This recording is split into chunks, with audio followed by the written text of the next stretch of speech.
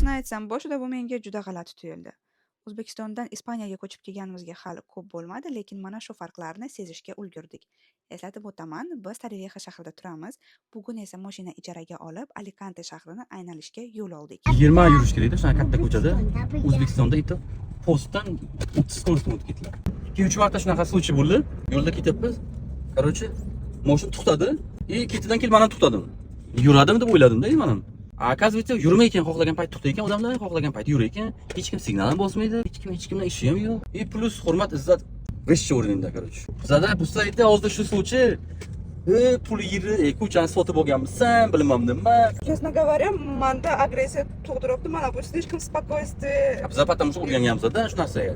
Хотя men ham juda ham shoshilib, слишком agressivni bo'lganlari tushunibman, lekin mana shu yoqda bir xil ishlar biz ulgurmabmiz. Чисто mana shu odamlar juda ham спокойно bo'lgani uchun nervlarim chiqib ketyapti, что вообще vaqtda укладываться qila olmayotganmiz.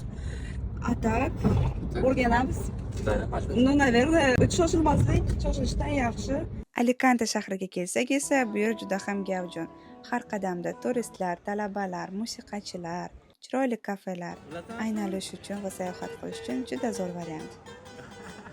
Ay, ay, ay, ay, ay, ay, amor, ay, mi morena.